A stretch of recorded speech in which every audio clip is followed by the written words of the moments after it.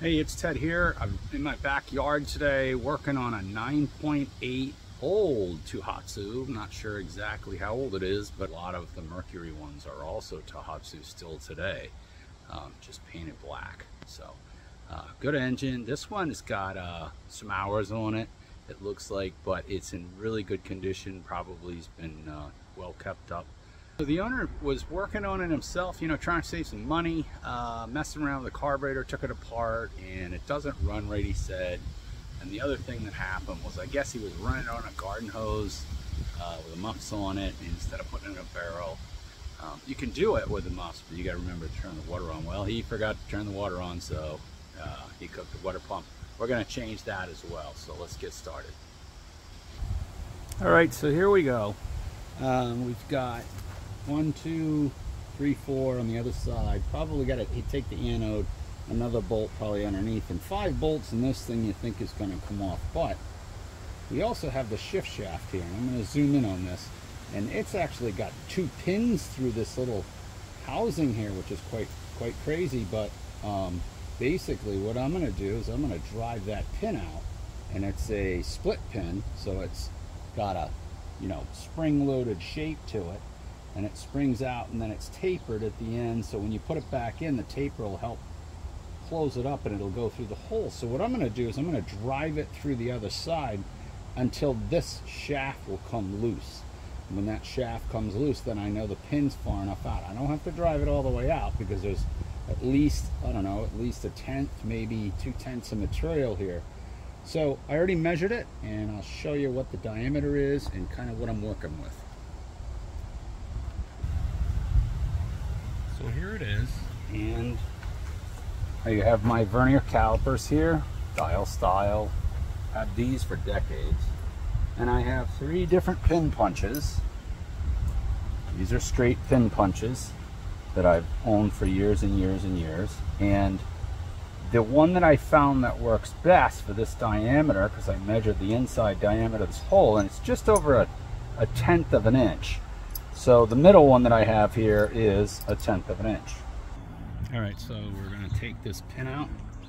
So I'm going to put my center punch in here, and I'm just going to hold it with my fingers. Drive that through. Just keep looking and see how far it's going. Oh, there it goes. So here's the pin. I actually drove it out by accident. So that's tapered on one end, and it's also split, so you can see it's split right there. So it's a split pin. So I'm going to take a pair of pliers and hold it when I'm ready, and I'll put it back in that piece. So now when I shift it, you can see that arm will come out, and I'm probably going to have to work it a little bit to get it out because it's probably frozen in there. So I'm going to get some penetrant, put some penetrant in here, and then wiggle it back and forth with some pliers and see if I can break that loose. Again, it's a silly idea, stainless steel and aluminum, not my favorite. So to take the bolts out, you need a 10mm wrench, even an open end one here, which is a flexible one. Okay, is tight against the housing, so it really doesn't fit in here real well. You really got to get a wrench or a socket in here. Once you get it started, take those 4 out. So I'm going to take 1, 2, 3, 4 on the other side. I'm going to take this anode off. So here we go. This is the normal routine with a boat that's been sitting in salt water for a long time. So those 4 bolts, 3 out of the 4 I just broke off, heated them up and everything, but you know what? I got a gap in here now. Just I got to work it back and forth just to get it to slide down. They're basically like studs now. Once it comes off, I can heat them up and get them out of the upper midsection. They're frozen in here, probably not up in the threads as much. It's just the threads, instead of having a shank bolt all the way down, Tohatsu uses a threaded bolt the full length, which is ridiculous because it just holds that corrosion in place. So gonna take some extra time for this one, but we'll get it. We got the pin out, a little wiggle in there with some pliers, a little PV blaster, and it came out. And I got a gap, so it's slow working these bolts. Okay, some penetrant. You can see how it's gotten into those threads. I got that side out, and I got this bolt loose. You can see how corroded that one is, and the front one's just as bad, but it finally came off. So I use plastic wedges and just tap it in there, and then I work it back and forth this way, you know, to get it to come down. Now I just got to get the bolts out and put the water pump in it. This is why sometimes you got to take it to a marine technician that knows how to get these frozen studs out without breaking them off, flushing the housing. This is the last one. Took a little while to do it, but not too bad. I've been through worse. Once you get it pretty close, come right out with your fingers. So there we go. We got the 4 of them out. All out, ready to go get new bolts. Got to put a pump in it, put it back together. The lower unit here, and the 4 bolts came out. One of them was a little tough, but I wiggled it back and forth, put some PB blaster, and it came out. So we're going to pull this apart next. Okay, takes a 10mm socket. I've already worked on this one. And it was a little tight, but we got it out. The rest of them I like better. Those 4 bolts are coming out just fine. Like I said, this one was a little tight, so we're going to look at this one first because it was the hardest one to get out. The kit that I ordered was just a regular, you know, aftermarket kit, but had excellent reviews, and this bolt is a little corroded, but not bad. But it comes with brand new bolts in the kit, as you can see. The only thing I don't like is they're shanked all the way, but that's all right. One bolt out of all of them was a little corroded, so we'll just put a little bit of lubricant when we put it back together, new bolts, and let's see what we got. Yep, he ran it dry all right. So this is like Cocoa Pebbles, man. He really ran it dry.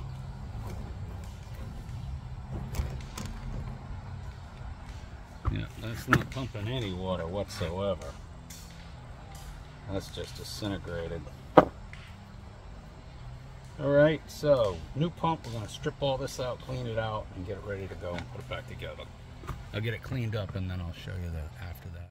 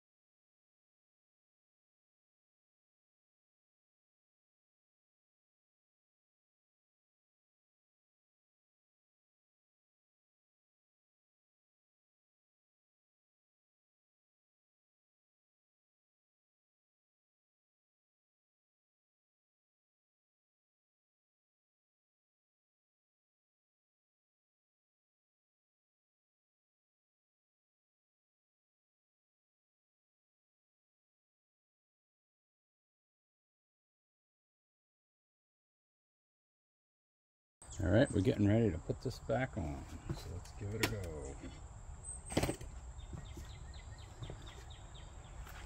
So I'm gonna have to put that tapered pin back in, but let's see if we get lucky here. Yeah.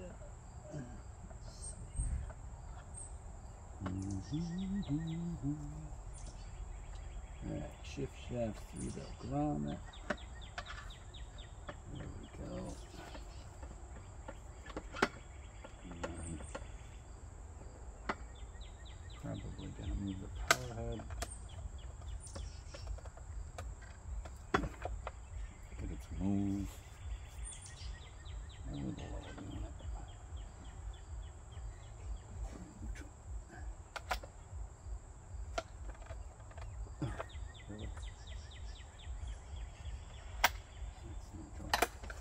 There we go, it falls in. Okay, and the shift shaft actually is right inside, lines up nice. So I'm going to put these well-greased bolts back in without tipping this thing over on this stand. Get a couple of these started.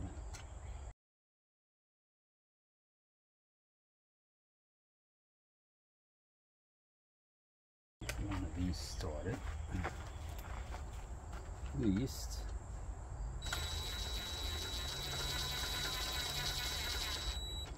There we go. It's back on, lined up. Perfect. All right, just got to torque the bolts, put this piece back on, and then we'll get on to the carbureted section. It's been a long process with this one with frozen bolts. And here's the other thing that I was looking around. The dipstick, I pulled the dipstick out and it's way over full. So we got to pull the oil out of this, and we'll change the oil too. Overfilled oil is really bad because it starts to foam, so we're going to change that. Right, so we got the lower unit done, that's back on, and we're next is, the owner said he worked on the carburetor, took it apart and put it back together, watch some YouTube videos. Yes, I'm doing a YouTube video on this, but I would not actually go through how to take this apart and put it back together. There's a lot going on here for the average person. And then I just start looking at fasteners and things like that, and screws, and making sure things are tight. And then I come over here and I go, oh look, the intake manifold bolt's loose. So why would you take that out? Because that's where the fuel line goes, and if you do that, that's a vacuum leak. So we're gonna replace this carburetor with a new model one, which you can buy reasonably inexpensive, all set up, and it has an accelerator pump, and that's the cool part. They're aftermarket, but they work awesome. So we're gonna put that on there. I'm not even gonna mess with this. I'm gonna take it off, put it back together with new gaskets, and tighten this bolt up, and we'll see how it runs, and we'll see you in the next video.